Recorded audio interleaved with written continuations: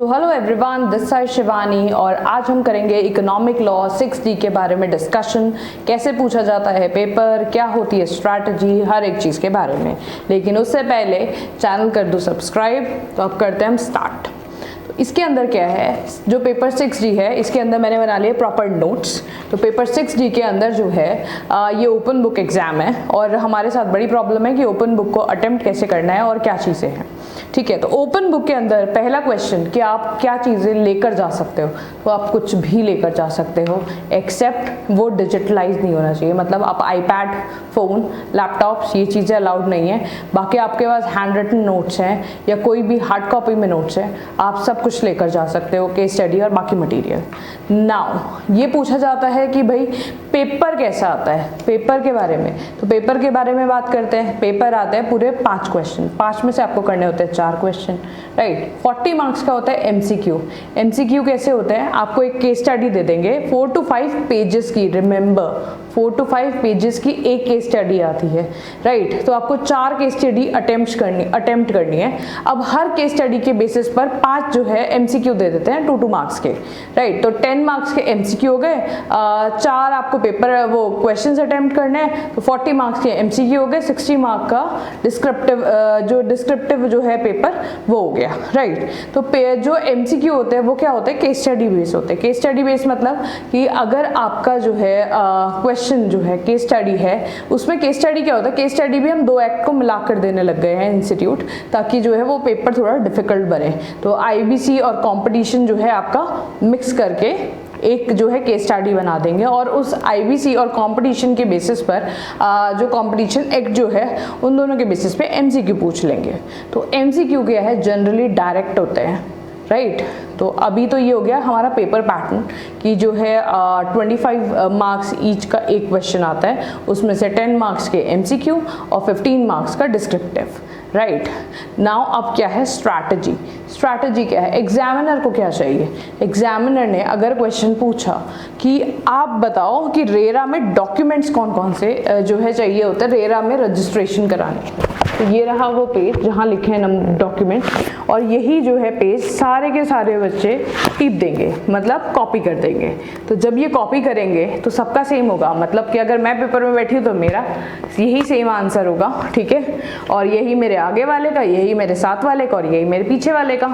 तो examiner confuse नहीं हो जाएगा कि वो चेक कैसे करे, क्योंकि सबका तो ओपन बुक है। तो मेन चीज़ हो गई आपकी प्रेजेंटेशन, कि आपने प्रेजेंट कैसे करा है पेपर, आपके राइटिंग स्किल्स कैसे हैं। सेकेंड चीज़ टाइम मैनेजमेंट। जो ओपन बुक है इसके अंदर देखा गया है कि आपका 4 आवर्स का जो है पेपर है, 15 मार्क्स आपको स्टडी टाइम मिलता है और जो है मतलब पढ़ने के लिए, और उसके बाद भी बच्चों का पूरा पेपर नहीं हो पाता। मतलब बच्चे कर पाते हैं 80 मार्क्स का, 75 मार्क्स का, 70 मार्क्स का। क्यों? क्योंकि केस स्टडी बेस है, उन्हें एक्चुअल में नहीं पता कि क्या लिखना है, कितना लिखना है, कैसे लिखना है। बस उन्हें ये पता है कि हम किताब खोलेंगे, हमसे डॉक्यूमेंट्स पूछे और हम सब एक जैसा टेप देंगे और फिर उनके नंबर नहीं आते। तो इंस्टीट्यूट को क्या चाहिए, तो फर्स्ट चीज़ इज कि आपको time management, and second is presentation. Presentation क्या होनी चाहिए आपकी, कंसाइज होनी चाहिए, रेलेवेंट होनी चाहिए एंड टू द पॉइंट होनी चाहिए। ये नहीं है कि आप बहुत कुछ लिख दोगे, ठीक है, आपको कोई पॉइंट मिस भी नहीं करना है, लेकिन ये भी नहीं है कि बहुत सारा लिखना है, राइट, कि बुक खुली और करते जाओ काम। नाउ अब है स्ट्रैटेजी। आपकी स्ट्रैटेजी क्या होनी चाहिए वाइल प्रिपेयरिंग। ये जो ओपन बुक है उसके अंदर जो मेन चीज़ है ना वो ये है कि आपको इस पेपर को पढ़ने से पहले ना आपको ये पता होना चाहिए कि इसको कैसे पढ़ना है और एग्जामिनर को आपको चाहिए क्या। आप कंटेंट बाद में पता करना कि कौन सी चीज़ कहाँ पे है, कैसे करना है, पहले आपको ये पता करो कि अप्रोच क्या है, राइट। तो उसके लिए आपको बनाना होगा एक मास्टर इंडेक्स। तो जब आप प्रिपेयर करने बैठोगे तो उस दिन ध्यान रख लेना कि ये दे रखा है आपका नॉर्मल इंडेक्स, राइट। तो ये दे रखा है आपका नॉर्मल इंडेक्स। तो इसके अंदर अब अगर आप आईबीसी को ले लो एज फॉर एग्जाम्पल, अगर दिख रहा हो तो, राइट, अगर दिख रहा है तो आईबीसी के अंदर पहला फर्स्ट जो इंडेक्स है वो 4.2 है पेज नंबर, ठीक है, और उसके बाद जो है 4.16 है। 14 पेजेस का आपको पता ही नहीं है कि इनके बीच में लिखा क्या है, तो आपको बनाना होगा एक ऐसा इंडेक्स जो बता दे कि हर किस पेज पे क्या चीज़ लिखी है, मतलब इतना डिटेल्ड कि अगर कोई सेक्शन है या कोई रूल है या कोई रेगुलेशन है तो वो किस पेज पर है, ताकि आपको पन्ने ना पलटने पड़े, आपका टाइम बच जाए, राइट। तो पहली चीज़ तो ये कि आपको अपना टाइम बचाना है। दूसरा चीज़ मास्टर सर्कुलर हो गया, फिर आपको बनाना है नोट्स। नोट्स किस बेसिस पे बनेंगे? सपोज करो कोई बहुत मुश्किल है चीज़, या फिर ये कह लो कि पेपर में जब आप बुक पढ़ रहे हो तो आपको जो है जैसे एडजुडिकेशन प्रोसेस है बेनामी में, तो वो आपको 5 से 6 पेजेस में मिलेगा पूरा एडजुडिकेशन, और आप जब उसको लिखने पे आओगे, अपने नोट्स लिखोगे तो आप 1 से 1.5 पेज में लिख लोगे। तो आपको अपने नोट्स प्रिपेयर करने ताकि आपको ये 5 पेज ना पलटने पड़े और आपको पता हो कि एक्चुअल में प्रोसेस क्या है, राइट। 3 to 4 टाइम्स आपको रीडिंग करनी है। इस किताब, ये आपकी बाइबल है और इस बाइबल को बिल्कुल रट कर जाना है कि आपको ये पता होना चाहिए कि कौन से पेज पे क्या लिखा है, राइट। इस तरीके से आपको पूरी प्रिपरेशन करनी है। नाउ फिर जो है अब एक और प्रॉब्लम आ गई है। इंस्टीट्यूट देता था पहले इकोनॉमिक लॉ में डायरेक्ट क्वेश्चन। इंस्टीट्यूट को पता लगा बच्चों के मार्क्स आ रहे हैं, बच्चे जो है इकोनॉमिक लॉ ले रहे हैं, तो इंस्टीट्यूट ने कर दिया है पेपर डिफिकल्ट। अब हो सकता है कि पेपर ऐसा भी है, मतलब ये तो एग्जामिनर ही बताएगा कि वो पेपर आसान देगा या मुश्किल, लेकिन हो सकता है कि पेपर में क्वेश्चंस ऐसे हों कि आप क्वेश्चन देख के ये तो समझ में आ रहा है कि ये बेनामी का है या फिर ये आईबीसी का है, लेकिन इसका आंसर क्या आपको ये नहीं समझ में आ रहा है। तो आंसर कहीं नहीं है, आंसर इसी बुक के अंदर है। बात ये है कि आपको क्वेश्चन नहीं समझ में आ रहा है क्योंकि क्वेश्चन को घुमा दिया है। तो हम जब भी जो है पेपर ये बुक पढ़ने बैठेंगे तो हम प्रिपेयर करेंगे खुद को इस तरीके से कि अगर मुझसे रेरा के डॉक्यूमेंट्स पूछे हैं तो वो डॉक्यूमेंट्स वो कितनी तरीके से पूछ सकता है, राइट। तो ये वाली जो है एक आपको अप्रोच रखनी है कि वो कितनी तरीके से क्या क्या चीज़ें पूछ सकता है। हो सकता है वो पेपर डिफिकल्ट कर दे, राइट। नाउ आपको जो है जो पेपर जब आप पढ़ने बैठोगे, जब आप तैयारी करोगे, तो बोर्ड ऑफ जो स्टडी पोर्टल है जो स्टूडेंट्स के लिए है, जो इकोनॉमिक लॉ के लिए है, उसमें जितनी चीज़ें हैं, चाहे कोई एडिशन है, डिलीशन है, या इंस्टीट्यूट ने कोई केस स्टडीज़ डाली है, आपको एक एक चीज़ के बारे में पता होना चाहिए, आपके पास होनी चाहिए। कोई भी आरटीपी है, एमटीपी है, कुछ भी, मतलब A to Z जो भी आपके बोर्ड ऑफ स्टडी के पोर्टल पे डला हुआ है, इस पेपर को लेकर आपके पास हर एक चीज़ होनी चाहिए, आपको पता होना चाहिए कि क्या लिखा है, राइट। नाउ एक और चीज़, जब टाइम मैनेजमेंट की बात आती है, पेपर प्रेजेंटेशन की बात आती है, तो प्रेजेंटेशन कैसे इंप्रूव होगी? प्रेजेंटेशन इंप्रूव होगी प्रैक्टिस से। तो आप पेपर से पहले आपको 1 या 2 जो है पेपर्स को खुद प्रैक्टिस करना पड़ेगा। आपको देखना पड़ेगा कि आप पूरे रेलेवेंट टाइम में उसको कंप्लीट कर भी पा रहे हो या नहीं कर पा रहे, मतलब आपको टेस्ट सीरीज लगानी पड़ेंगी इस पेपर के लिए। ओपन बुक है लेकिन बहुत मेहनत करवाएगा ये पेपर, राइट।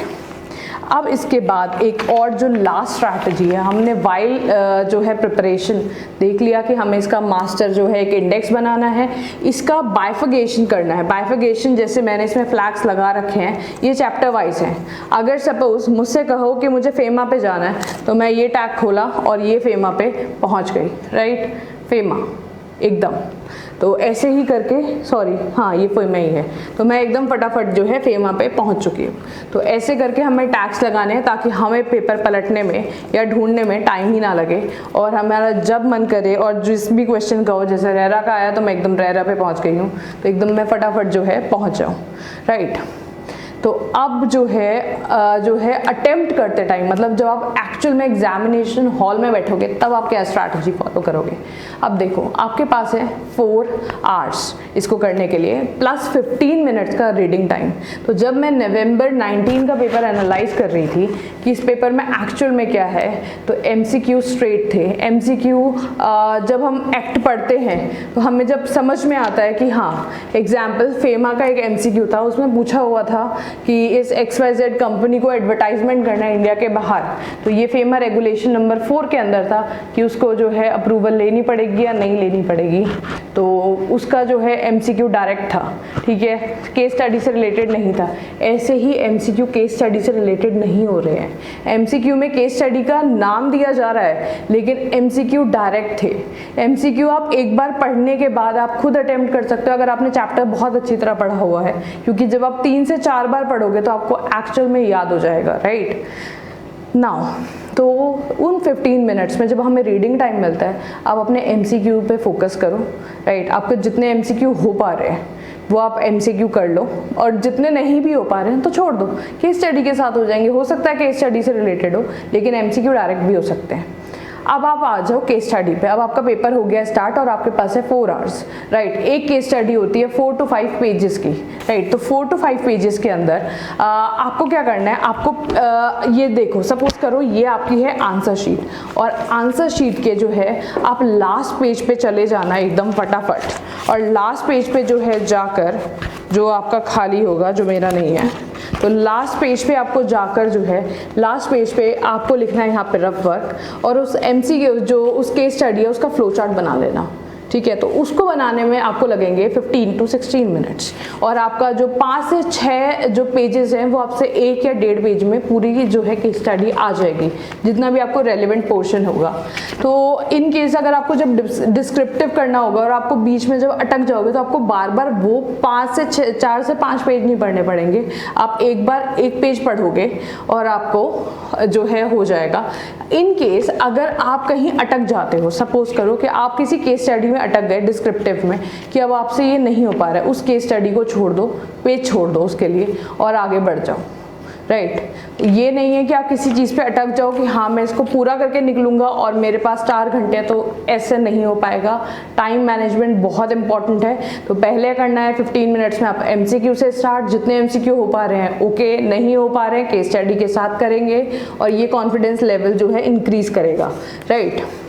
नाउ एक और चीज़, आपको जो क्वेश्चन है, जब आप प्रेजेंटेशन जो आपसे सोल्यूशन मांगे गए हैं उसको कॉपी पेस्ट मत करो, आपको अपनी लैंग्वेज में लिखने की ज़्यादा कोशिश करनी चाहिए कि आपको अपनी लैंग्वेज आए। जब इवन आप जब स्टडी कर रहे हो और आपको लगता है कि कोई रेलेवेंट जैसे कोई बहुत जो है ना इंग्लिश का जो वर्ड है, जो लीगल वर्ड है, जो आपके आंसर में होना चाहिए, उन सबको आप हाईलाइट कर लो, ठीक है। तो अभी मैंने इस बुक में कुछ नहीं कर रखा, लेकिन जो है अगर आपको कुछ इंपॉर्टेंट लगता है तो उसको हाईलाइट करो। कोई लीगल वर्ड हो या कोई और ऐसी चीज़ हो जो आपको लगता है कि हाँ जब आप अगर आंसर में लिखोगे तो आपको ज़्यादा नंबर मिल सकते हैं, राइट। तो कॉपी पेस्ट नहीं, चार्ट या टेबल्स में, ठीक है, बस इतना ही है। और यही ऐसे ही करके आपकी केस स्टडी और आपका 4 मार्क्स में, मतलब जब मैंने कैलकुलेट करा था तो मुझे पूरा 1 घंटा, क्योंकि 15 to 16 मिनट एक केस स्टडी को पढ़ने में निकल रहे थे, तो पूरा 1 घंटा तो स्टडी में ही निकल गया था। तो उसके बाद 3 आवर्स बचे। 3 आवर्स के अंदर मुझे अपना आंसर ढूंढना भी है और उसको पेपर में लिखना भी है, ठीक है। तो जो है मैंने बहुत सारे यूट्यूब जो है टीचर्स के भी देखे और बाकी सब लोगों का भी देखा कि ओपन बुक को क्या करना चाहिए और कितने लेंथ होनी चाहिए आंसर्स की। तो आंसर की लेंथ जो है बहुत लंबी नहीं होनी चाहिए, अगर जो है 3 to 4 पेज भी जस्टिफाइड है, ठीक है। बाकी डिपेंड करता है कि क्वेश्चन आपसे पूछा क्या गया है, राइट। तो और लास्ट में अपना कंक्लूजन लिख कर आना, और अगर ये जितनी भी इंफॉर्मेशन है पसंद आई हो then please do subscribe to the channel and like the video. Thank you.